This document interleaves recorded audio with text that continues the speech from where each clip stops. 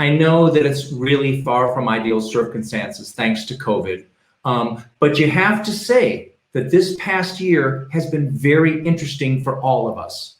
We here are all in the right place at the right time in e-commerce. And I wanted to share with you why I'm doing this. Do you know why I love doing this? Besides Vivianne's hugs, it's because you are all so fucking good at this. You are a focused group, you are engaged. We can have a very detailed, in-depth conversation, and I know that you're already ahead of me, pulling it all together. As marketers, we've made our strategic decisions and cast our budgets on the basis of two dated notions, the purchasing funnel and the consumer journey. And it's time for an update that reflects today's realities and helps us address tomorrow's challenges. So I developed a brand new way of approaching a consumer's progression from initial awareness to where they finally end up, whether it's a transaction or somewhere else. And I worked with my friends and partners at E-commerce Brasil to premiere this for you in the magazine. Now, it's stretched across 4 of my columns, so apologies for that. But today's conversation is going to be very fast. My sincere hope is that you will have read the 4 columns on this, because we will not have a lot of time to go into a lot of explanation. And we're going to flip some things around to make sure that we have time for the fun stuff. So what are we going to talk about today in 5 parts? The 6, but really 7, consumer states, the consumer intention cube, the opposing tensions that drive consumer behavior, and then we'll provide a reasonable strategy for you to follow. And then finally, we'll give you 4 sample scenarios for how this could work. But first, it's kind of time for a hard dose of reality as for us as marketers. Because we have these 6 consumer states, but there are really 7. And it's an important thing for us to understand. A consumer's journey may end without a direct transaction taking place. In both purchasing and in the purchasing funnel that we're familiar with and the linear consumer journey models, this is considered to be a failure. Both the purchasing funnel and the consumer journey models imply that there's an agreement between the buyer and the seller. And the agreement is, I, the buyer, am dedicated to making a purchase. And if I do not follow through, it will have been because you did something wrong or you didn't do something at all. But this doesn't exist in the real world. Consumer behavior that's this tidy and focused, it's rare if non-existent. In the consumer intention cube model, abandonment, it's just a part of life. The CIC model is built around the reality that a consumer may behave as though there is an intent to buy, but may simply be in one of these 6 states. They're looking, but for whatever reason, they're not really in the market to buy. They're heavily researched after their journey, but they're still not ready to buy. They're bored and they're browsing, but at least they know more. They're more informed than they were before. They need to validate a pre-existing bias or evaluate a challenge to that bias. And we will talk about bias later. They're engaged in influenced window shopping, but they're not really looking to change. Or they're actively in the market, but they're not going to make a decision anytime soon. Now, this kind of sounds depressing, but don't be bummed out, because these states have tremendous value for marketers. They tell us a lot about contemporary behavior patterns, and they can reveal, for example, how to balance a media spend approach for a given consumer archetype, or in which social embassies should more emphasis be given to shift an identified bias. Exploring consumers from the potential endpoints above is a way for marketers to develop a fresh approach to identifying which types of data they need to accomplish their goals. Because marketers, we focus on conversion, but instead we should pursue an understanding of how a consumer of a specific archetype weighs these sets of influences in their daily lives. The brand's or the retailer's strategy should include ways to be present in those areas of influence that make the most sense, that will form the basis of a consumer experience and a communications plan. It's a moving target, but landing close to the bullseye is truly good enough to have a continued influence on a consumer's decision making. Now, there is this seventh consumer state, which is made an impulse buy. And we love the impulse buy because it just happens and it counts. But here's why it's ultimately not what we should be celebrating. The impulse purchase gives you no data. There was nothing between the urge to transact and entering the payment information. And basket composition becomes unreliable because the retailer can't know if the purchase was impulse or not.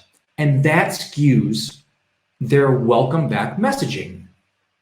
So what you see here looks familiar because it really reflects our lives today. It's presented in a handy visualization, a bunch of random, disconnected experiences and influences that actually do organize in the context of us as consumers around our four competing tensions.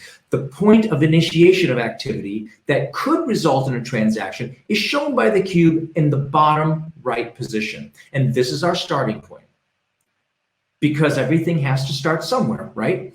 Our endpoint, when the transaction actually happens, is shown by the cube at the farthest topmost part of the assembly. So visualizing our experiences as a cube of cubes revealed itself as a pretty effective way of doing it, because a consumer's progression from a starting point to a transaction is rarely defined by a single experience. Instead, over a period of time that we as marketers have very little impact on, the consumer balances different individual influences and moments, micro experiences that end somewhere. This may or may not be the end or the transaction that retailers or brands desire. Sometimes the consumer gets stuck a little bit short of our goal, but this doesn't reduce the value of the experiences she had getting there. And it gives you, us as marketers, a clear goal for getting her from her endpoint to our desired conclusion. And now it's worth mentioning that there's really no scientific reason why this is a 5 by 5 by 5 cube. Given how each of our lives work, a standard 3 by 3 by 3 cube wasn't sufficiently granular, and a 7 by 7 by 7 cube was harder to visually read at a smaller size. Plus, I think the notion of 123 ways to be distracted in the time and space between the start and completion of something, I think it feels about right. So the number really has no bearing on anything, but now you have a snappy answer for the question. What's 5 to the third power? A start and a finish plus 123 equals 125. You're welcome. Okay, so now we have a cube and let's put it to work. A behavioral model identifies which inputs will reliably deliver a given set of outputs. The purchasing funnel model says that once you achieve awareness, you can drive a consumer's intent. And once the consumer has intent, they progress to desire and finally action. Okay, now, even in the more modern versions of this model, where there are specific stages and sub-stages that offer a wider variety of steps a consumer takes prior to purchase, this concept remains pretty much the same. So let's look at two competing tensions that challenge the classic linearity of the purchasing funnel and the consumer journey.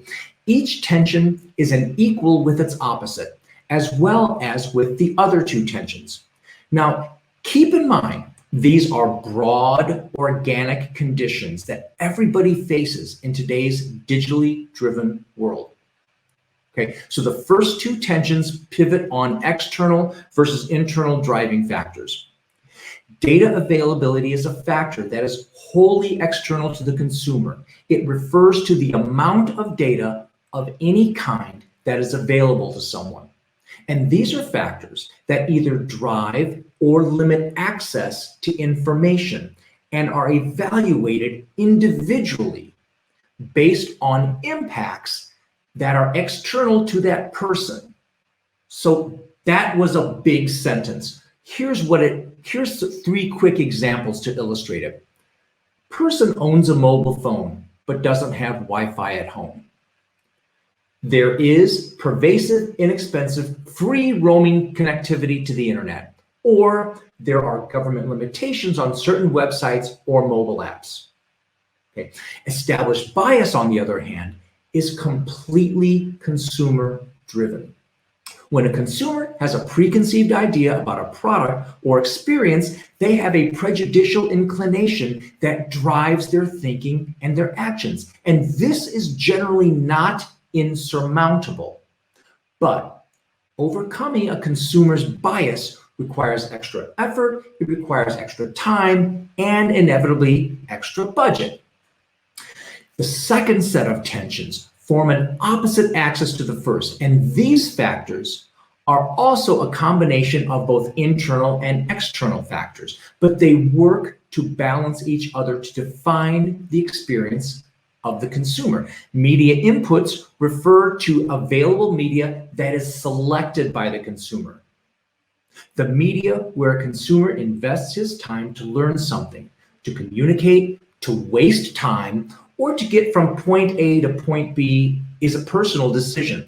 It can be influenced by external voices, but it is owned by the consumer. The fourth one, competing interest, is an idea that describes how people focus on multiple things at the same time. And none of those things are what you, the brand or retailer, want them to focus on.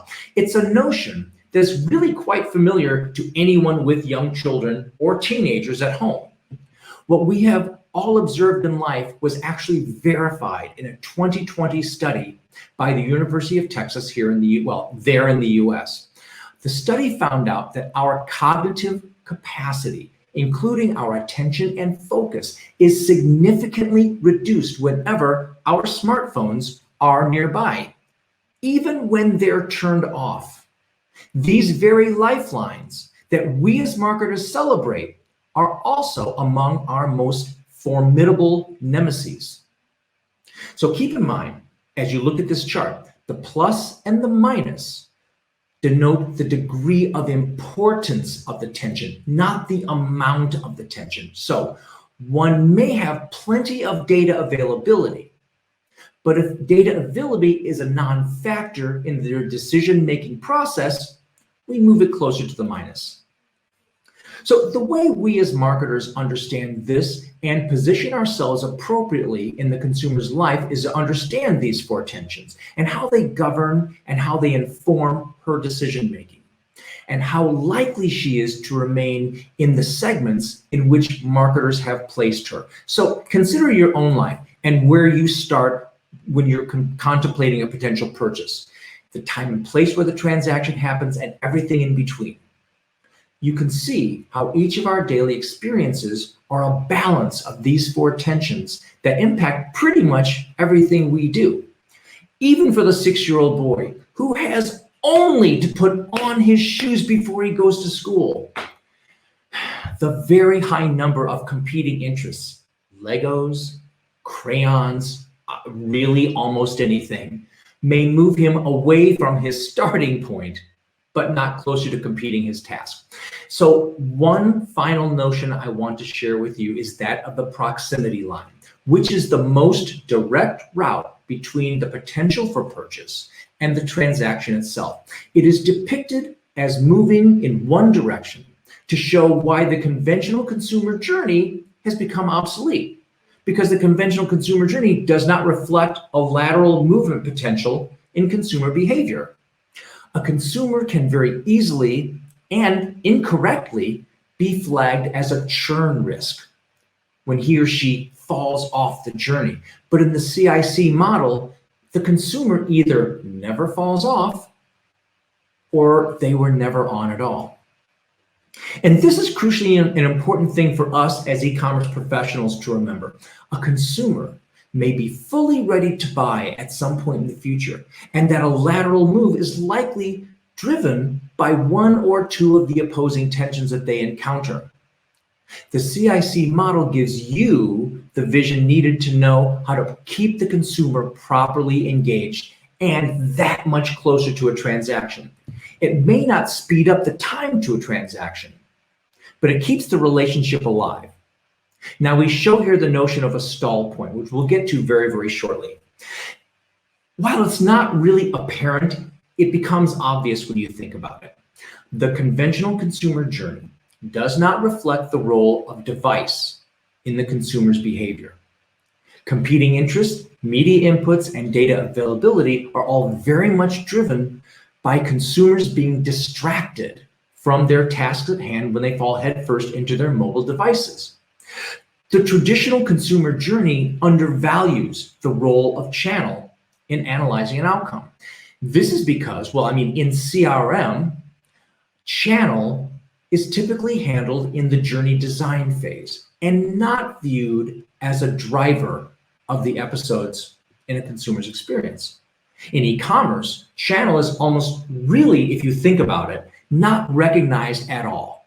A PDP is a PDP. Product detail page is a product detail page. And a search return page is a search return page. They're just formatted differently across devices. So this brings us to the notion of our abiding principle. And the abiding principle at work here is that marketers should look at the data inputs or the sources to discover where consumers are in their decision making. So as a consumer bounces from spot to spot in their lives, the marketer needs only know, based on a library of consumer archetypes, when each point of influence drives the consumer's intention. The consumer may not be on any path to any kind of transaction, but may nonetheless be looking at things within their sphere of interest. And here's an example. Looking at pictures of cars on Instagram may represent any of the following: interest in buying a car, general interest in cars, interest in Instagram, boredom during a Zoom business call, or wanting to find pictures for a kid to print out and put on his or her wall. And this is not even an exhaustive list. But the beauty of earned and owned media in digital is that if any of this meandering, this wandering, leads to a more directed, intentional visit, you've accomplished something. So what's our strategy then? Given all this, got ahead of myself. Given all this, a reasonable strategy might look like this. We want to increase sales over some reasonable period, like 2 quarters, by delivering the right information about our products through the channels that are best for each of our audience segments, so that when the time is right for the consumer, we'll be ready to do the transaction. Now, with this strategy, we don't promise to shorten the duration of time between discovery and transaction, because we can't. But what we are promising with this strategy is to optimize our use of relevant channels and media inputs, and then either negate or leverage the consumer's competing interests and established biases to be the consumer's preferred option when she's ready to make the purchase. Our strategy is to position our products and our brand as that company that people run happily toward when the time comes. And to accomplish this, We need to be able to see the world as the consumer sees it, tensions and all. The consumer intention cube is a simple visualization of a complicated reality of our lives. And that data is the driving force that enables the gravitational pull toward transaction. Marketers use the same data to help show the shopper the fastest, easiest, most rewarding way to get the transaction. And even if our efforts don't always result in a transaction, the outcome is valuable. And to demonstrate this, let's quickly take a look at 4 representative, completely unscientific scenarios.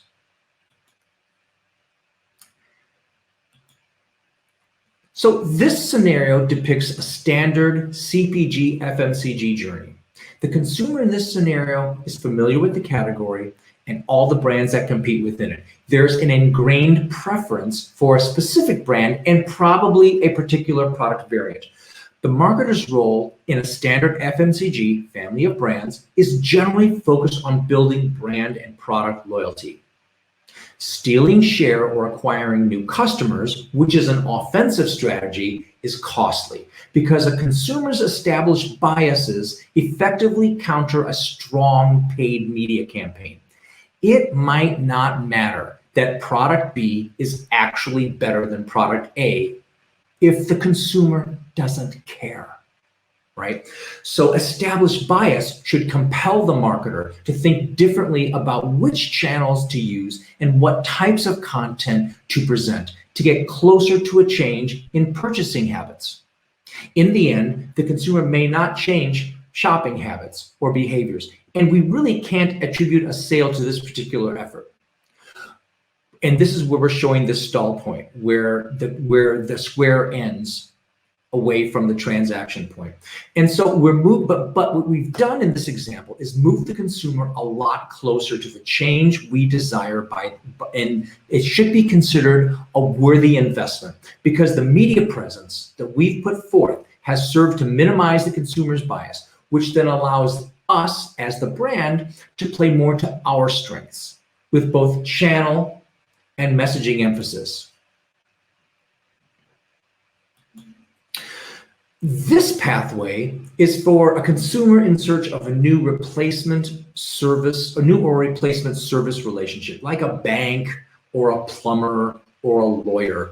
And so note that for this example, we've rotated the cube 90 degrees counterclockwise to better show the desired end, the transaction, as well as the place, the stall point, where this effort landed.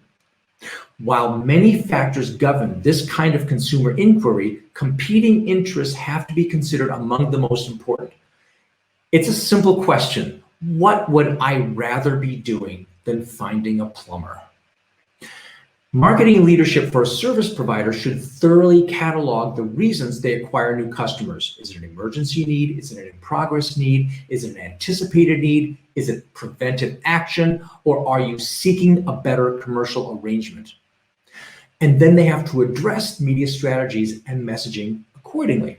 And so in this example, we show a stall point to illustrate that it's valid for a service provider to market without expecting a transaction, but instead to work to be top of mind when the service is needed. And this might therefore dictate tactics like search engine marketing and good old-fashioned postal mail. Even though we're showing this in the digital realm, nothing's really off the table. Now, in this scenario, we consider a consumer's behavior towards something they desire, but they don't really need, and which costs a lot of money. So for this example, we're again rotating the cube 90 degrees counterclockwise to better show the transaction endpoint. And we show the relative importance of data availability to search. The consumer spends time getting as much exposure to the product as possible. And this could be dedicated, focused research, or it could be casual, unfocused activity while doing something else. And it seems that neither competing interests nor established bias have much impact, but they matter greatly. Because by understanding your consumer's preferences and biases, you have a better idea of where to focus your strategy. For instance, a marketer for a high-end connected exercise bike might try to crash the party at Valentine's Day by challenging the ingrained habit. Why buy a piece of jewelry when, for the same price, you can give a lifetime of health and vitality?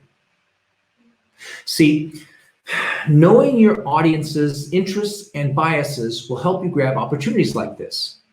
And it's kind of your job to master your product category. But breakthrough growth happens when you discover and master adjacent categories as well. In this scenario, we consider a consumer's behavior towards something they desire, but they don't really need, which costs a non-trivial amount of money. I'll give you the full thing. And if the app model is your model, God help you. The assembly is going to be rotated a bit less than 90 degrees counterclockwise to feature the tensions of competing interests, media inputs, and data availability, because these are the tensions you will have to navigate. If you're launching an app-centered business or pivoting an existing business to become app-driven, here's what you're up against. There were 218 free and paid app downloads across all platforms globally in 2020. 78% of US smartphone users will not download an app to continue a transaction. Now, I know that one of you out there can probably help with those statistics for Brazil, but they have to be pretty close. And 98% of app revenue comes from free apps. Now, this sounds contradictory, but it means that only 2% of app revenue comes from paid apps, whereas the remaining 98% comes from free apps with in-app income mechanisms like ads or in-game currencies. So the tensions we show above depict the challenge of obtaining an app download as well as continued use of the app. So being on top of data availability and media inputs puts the app into the right user's radar, while competing interests drive or govern its continued use. But the upshot is that your app must provide a service or an experience that the consumer feels like urgently compelled to engage with on a frequent, constant basis. This is not impossible to achieve. My bank's online services require a secondary identity validation that they provide through their app, so I use it daily. Building the app is far from the harder part. We're almost home. I want to sum up some of the data points and observations we've made so far, and we know this. The consumer experience is at the same time random and intentional. It's personal and social. It's curious and informed. People live in a very easily observed multi-dimensional space, driven by inputs that are frankly most out of brands and retailers' control. People are fueled by exposure, they're empowered by data, and they're prodded into action by their friends, their friend adjacents, and complete strangers who they have let into their lives through various digital channels. And so the job to be done for marketers is to use data to understand the tensions that frame and focus a consumer's mindset, wherever the consumer is in their experience, and present engagements across all available touch points that help move the consumer toward the desired transaction. So the consumer intention cube is really just a new way to visualize and understand the consumer experience. The consumer's life is messy and filled with distractions. And as marketers, we must update our approaches with strategies that make sense with the ways that consumers operate today. And this way, we can better manage our budgets and our resources to accomplish our goals. I thank you again so much for your time and your attention and your hard work. And I want us to all end 2021 the same way we started, and make it even stronger and have a kick-ass 2022. And I thank you very much.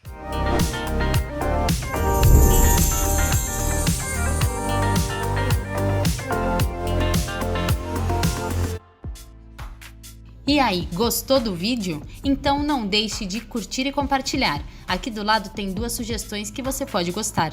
Até a próxima!